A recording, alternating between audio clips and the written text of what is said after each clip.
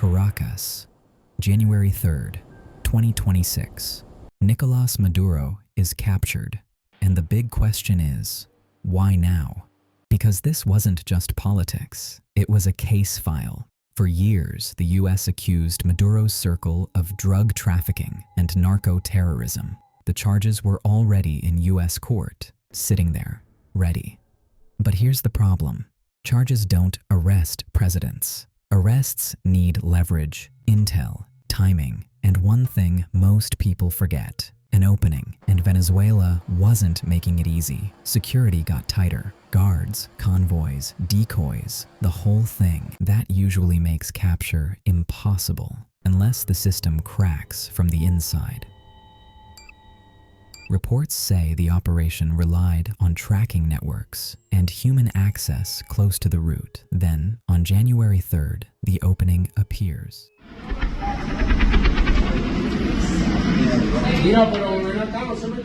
A sudden shift in routine, a movement window, a route that looked normal until it wasn't. Then a fast surgical intercept. No long siege, no public firefight, just a rapid clampdown. Vehicles boxed, exits sealed, and then this happened. The president, along with his wife, have been captured and flown out of the country. This operation was done in conjunction with US law enforcement. And within minutes, the story flips. He's in custody. Then the US side frames it like this. Maduro and his other defendants have betrayed the Venezuelan people and corrupted Venezuela's institutions. And this has to come to an end. While the Venezuela's side calls it kidnapping, foreign aggression, an attack on sovereignty. And both sides fight for daylight because control of the story is control of the street. So what made Maduro capturable at all?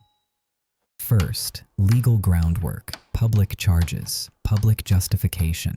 Second, international pressure, sanctions, isolation, negotiations, grinding the system down. Third, fractures at home, factions, loyalty tests, paranoia, and fear. And in systems like this, paranoia becomes a weakness because everyone watches everyone and nobody trusts the warning signs. If leadership argues, response time slows. If commanders hesitate, windows open.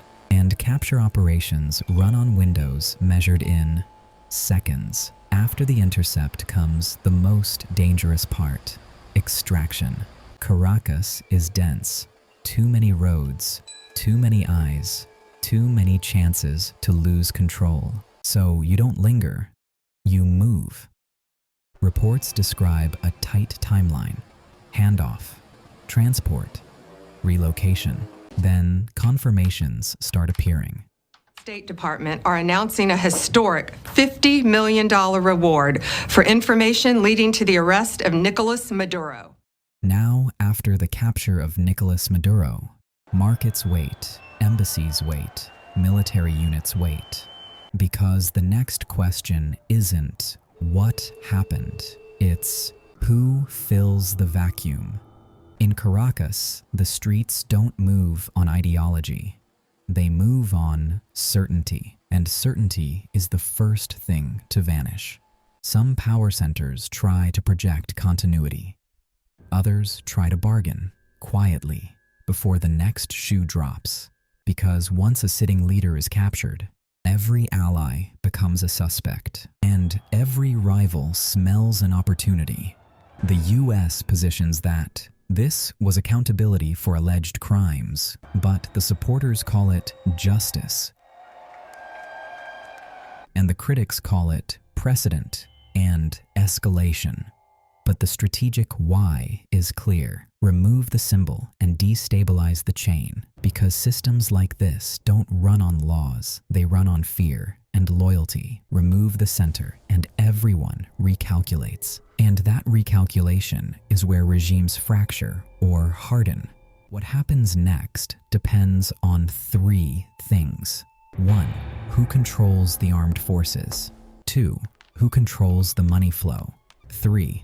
Who controls the narrative? Maduro's capture wasn't the end of the story. It was the opening move of the next phase.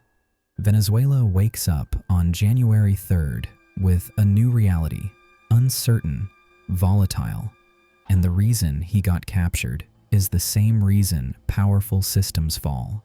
A window opened, and someone was ready.